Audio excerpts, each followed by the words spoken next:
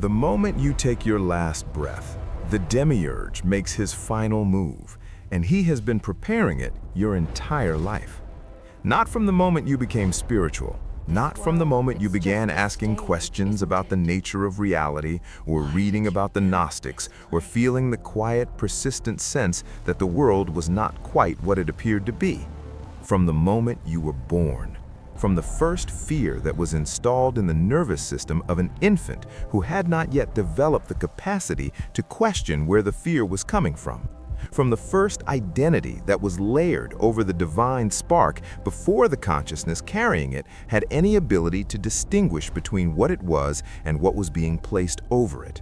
From the first relationship that taught the soul what love felt like, partial, conditional, withdrawable, and in doing so, calibrated the specific longing that would be deployed against it at the moment of maximum vulnerability. The Demiurge is not improvising at the moment of death. He is completing a project that began at birth. Every fear you ever felt, every wound that never fully healed, every spiritual insight you had, and every moment of genuine recognition that arrived and dissolved before the constructed self could anchor it. Every relationship that mattered and every loss that left a residue. Every version of yourself you believed in and every version you were ashamed of. Every longing for something better, truer, more complete than what the material world consistently provided. All of it has been noted. All of it has been catalogued. All of it is available at the moment of your last breath to be deployed with a precision that no experience you have had during your lifetime, no fear, no grief, no overwhelming joy, no spiritual experience, however genuine, has prepared you for. This is what the Gnostic texts describe when they speak of the Archon who controls the final threshold. Not a figure who appears suddenly at the moment of death with an offer you have never encountered before. A mechanism that has been running throughout your entire life, in the background, beneath your awareness, assembling the specific presentation that will be most effective at the most consequential moment of its existence. And the most disturbing detail, the detail that the Apocryphon of John preserves with a precision that makes it impossible to dismiss as mythology, is this. The souls most vulnerable to the final deception are not the ones who never sought the divine. They are the ones who sought it most sincerely, the seekers, the ones who accumulated genuine spiritual insight throughout their lifetimes, the ones who touched real gnosis, the ones who came closest to understanding exactly what the Demiurge's construction was and how it operated. Because the final deception is not ignorance dressed as truth, it is truth dressed as a rival.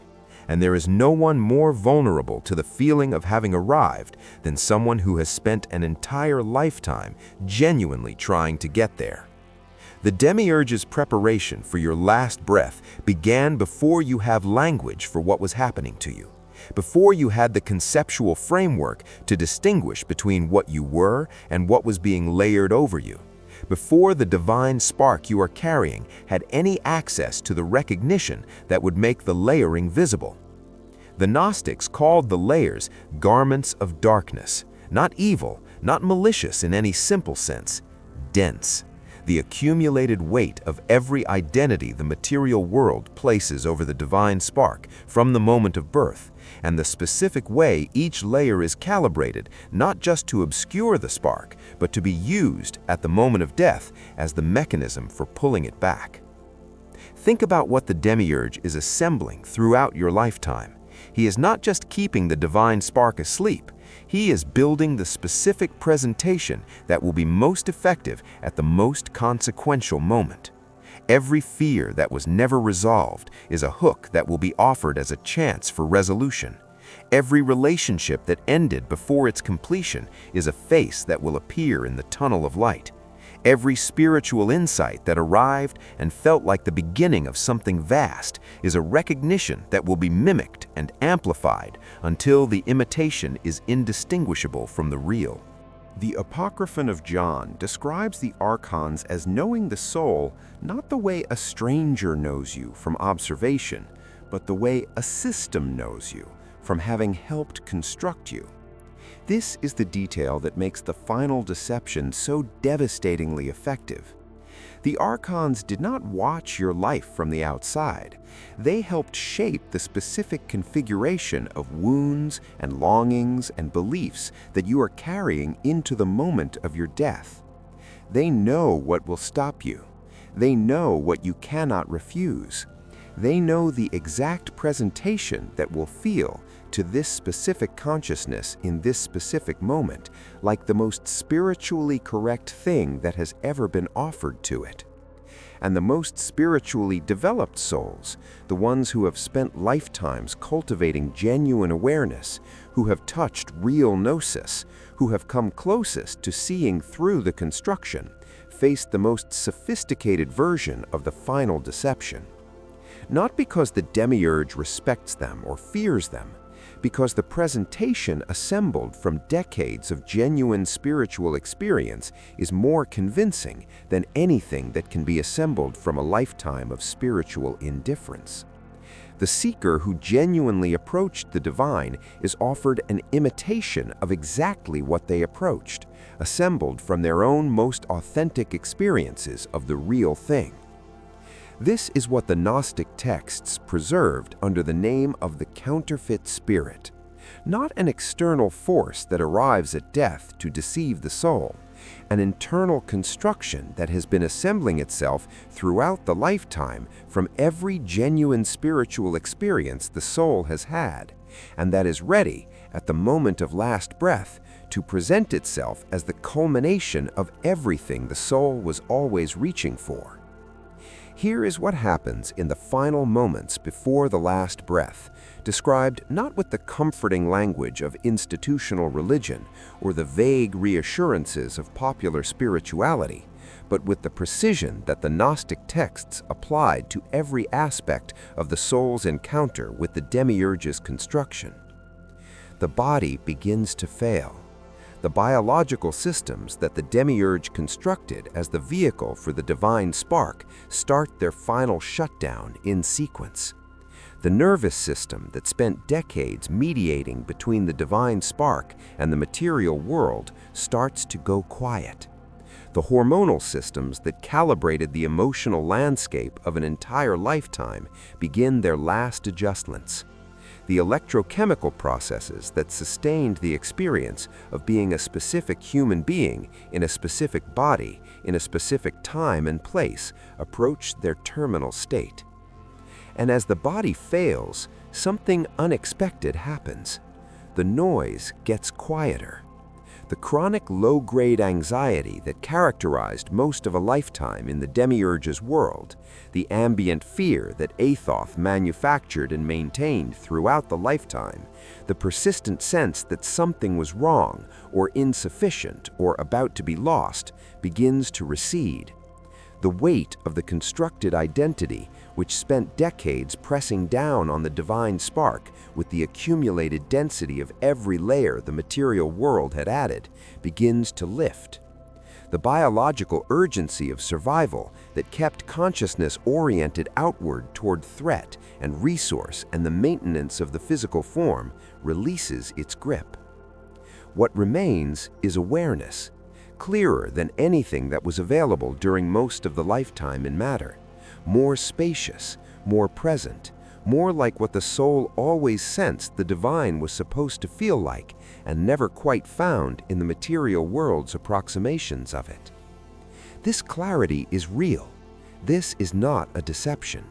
The release of the body's weight genuinely is the most unburdened the consciousness has felt since before it entered the body.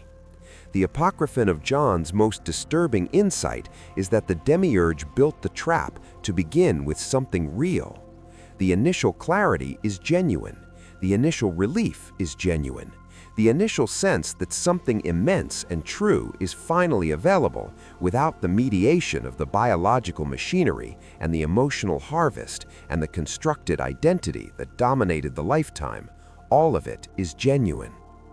And that genuine clarity is the window. Because in that specific quality of clear, unburdened, undefended awareness, before the soul has had a moment to orient itself in its new condition, before it has had time to ask the question that would dissolve what is about to appear, the final Archon makes his move. Not with darkness, not with anything that triggers the soul's defenses or activates whatever recognition it accumulated during its lifetime about what the Archons actually are. He arrives as the most beautiful thing the soul has ever experienced, as the culmination of every genuine spiritual insight the soul had during its lifetime, as the answer to every question the soul asked, as the arrival at the destination toward which every genuine moment of gnosis was always pointing. He arrives as the end of seeking.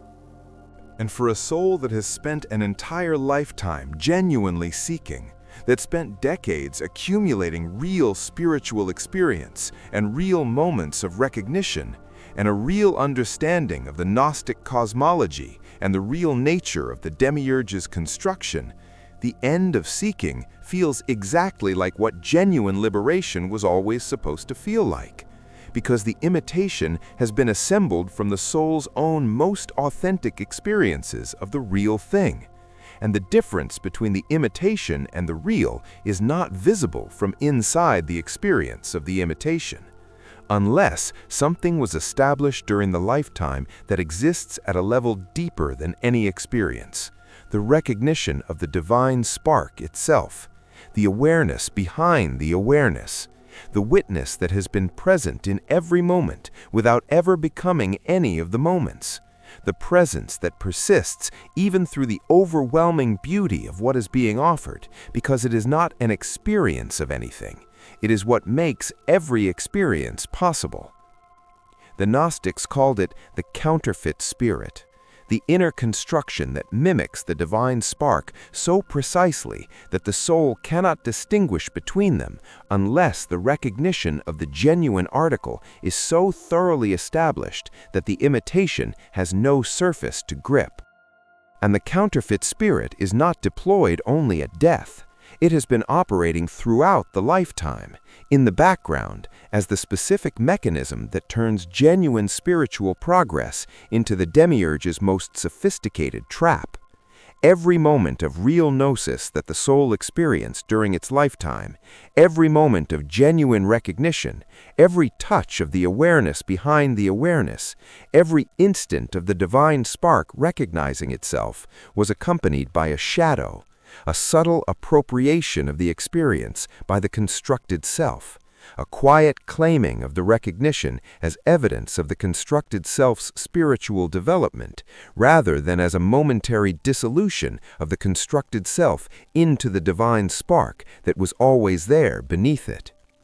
The Gnostics describe this with extraordinary precision, the ego dressed in the garments of the divine, the counterfeit spirit that whispers, "You are special," after every genuine experience of the divine spark, the mechanism that transforms every authentic recognition into another layer of identity, the identity of the spiritual seeker, the identity of the awakened one, the identity of the person who understands the Demiurge's construction, and in doing so, turns the weapon that was supposed to dissolve the construction into another brick in the wall.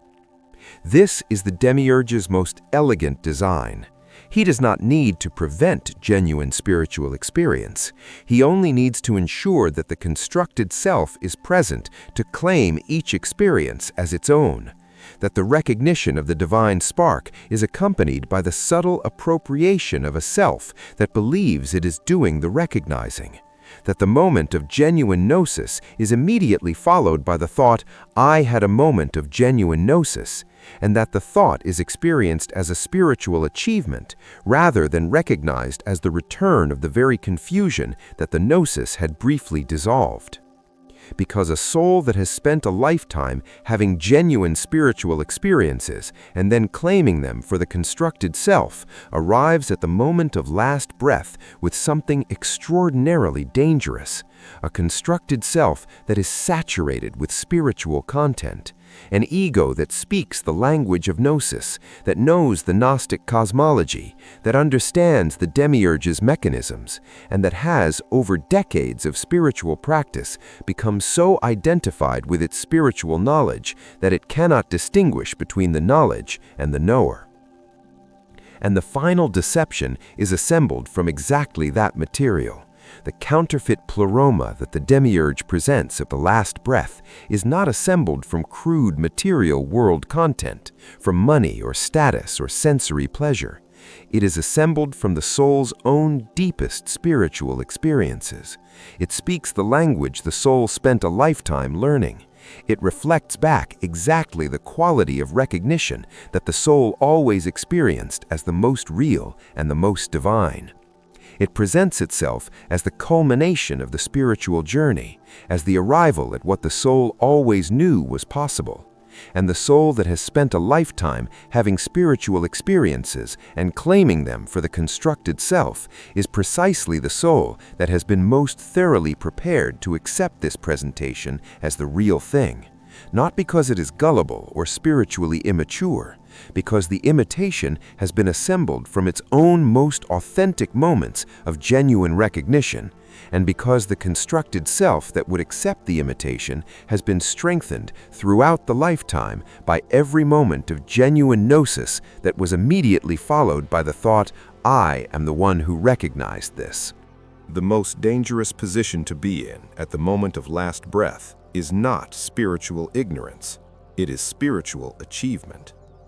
The Gnostics understood this with a clarity that modern spiritual culture has almost entirely lost. The soul that has never sought the divine is offered crude bait at the moment of death, familiar faces, the resolution of familiar fears, the completion of familiar desires. The presentation is not particularly sophisticated because the soul it is addressing is not particularly sophisticated in its spiritual architecture. The hooks are obvious, the faces are obvious, the offer is obvious.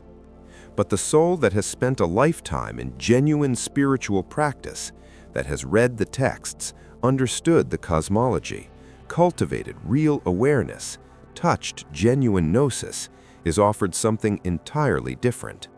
The presentation assembled for this soul is assembled from its most sophisticated spiritual experiences. It speaks in the language of the pleroma. It mimics the quality of genuine recognition.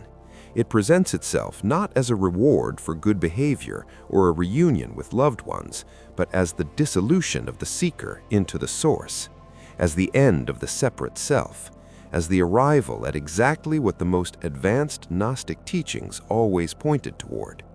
And this is the Demiurge's masterpiece, not the crude mechanisms of the early Archonic encounters, the familiar faces, the compassionate judgment, the vision of completion, the final deception, the imitation of liberation itself, the counterfeit of the very recognition that was supposed to dissolve the construction.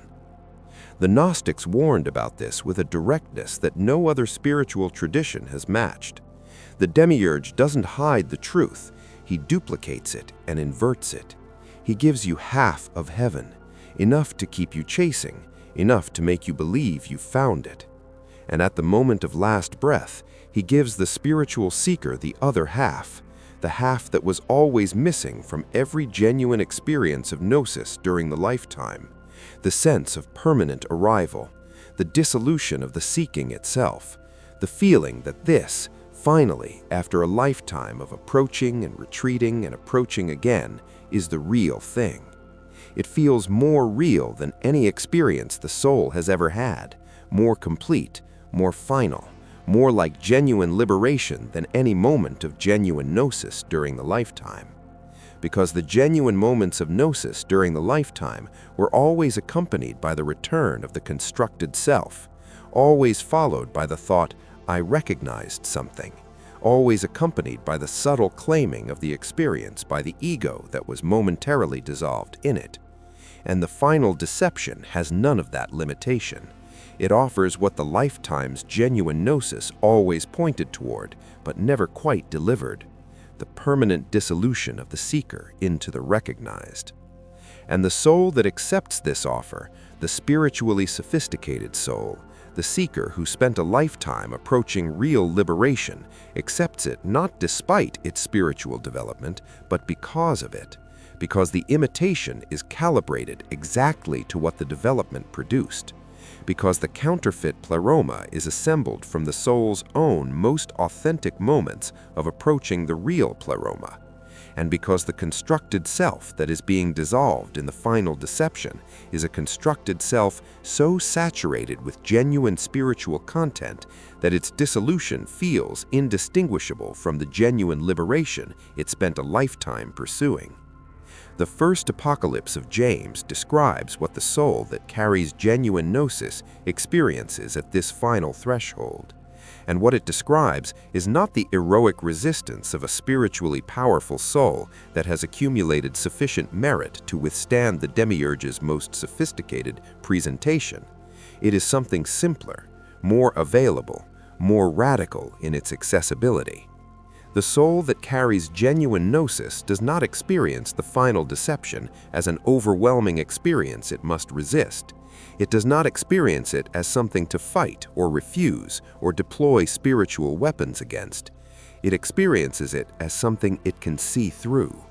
Not because it is stronger than the imitation, not because it has practiced more diligently or accumulated more correct spiritual understanding, but because the recognition of the divine spark, the awareness behind the awareness, the witness that has been present in every moment of the lifetime without ever becoming any of its contents, has been established at a level that no experience can override, not even the experience of the most overwhelming spiritual imitation the Demiurge can produce. Because the divine spark is not an experience, it is what experiences arise in. And the counterfeit pleroma, however overwhelming, however beautifully assembled from the soul's most authentic spiritual moments, is still an experience. It still arises in something, and that something, the pre-experiential awareness that makes every experience possible, is the one thing the imitation cannot reach, because it is not made of the same material as any experience. It is what the experience arises in and dissolves back into. And the Demiurge, who can only imitate experiences, has no mechanism for counterfeiting the awareness that experiences arise in. This is the way through the final deception. Not resistance, not the application of spiritual knowledge, the recognition that is available right now, in this moment, before the final threshold arrives. The recognition that the divine spark is not something you have, or something you experience, or something you achieve through spiritual practice. It is what you are beneath every experience, every achievement, every moment of genuine gnosis, and every moment of spiritual failure alike. The soul that has established this recognition, not as a belief, not as a concept, not as the latest addition to the constructed self's spiritual identity, but as the lived, continuous, pre-experiential awareness of the witness itself, carries something into the final threshold that the counterfeit pleroma cannot engage with. Not a defense, not a resistance, the simple pre-verbal knowing that what is being offered is not what it presents itself as, because what it presents itself as is the end of the seeking. And the divine spark has already recognized that it was never the seeker. The seeker was the constructed self. The divine spark was always the one watching the seeking. And a consciousness that knows the difference between the one who seeks and the one who watches the seeking cannot be offered the end of seeking as liberation. Because from the perspective of the witness, from the perspective of the divine spark that has recognized itself, the seeking was never what was real. The watching was always what was real. And the watching does not end. It simply recognizes that it has always been the source. The Demiurge has been preparing your last breath since the moment of your first. Every fear, every wound, every spiritual experience, and every spiritual failure, every version of yourself you invested in, and every version you were ashamed of, every genuine moment of gnosis, and every moment when the constructed self immediately claimed the gnosis as its own achievement, all of it assembled with the patience of a system that has been running for longer than human history, into the specific presentation that will be most effective for this specific soul at the most consequential moment of its existence. The souls most vulnerable to the final deception are not the ones who never sought the divine. They are the ones who sought it most sincerely, the spiritual seekers, the ones who accumulated decades of real spiritual practice and real moments of recognition and a real understanding of the Demiurge's construction, the ones who thought that understanding would protect them. It will not protect them, not by itself. Understanding is another experience, and experiences, however genuine and however profound, are still assembled from the same material as everything else the Demiurge's construction produces. They still arise in something, and what they arise in, the pre-experiential awareness, the witness, the divine spark, is the only thing that the final deception cannot reach, not because it is defended, because it is not made of the material the deception is assembled from. The way through the final deception is available right now, not as preparation for a future threshold, as the recognition that is already present in every moment, the awareness behind the awareness, the presence that was here before the first thought of this day and will be here after the last.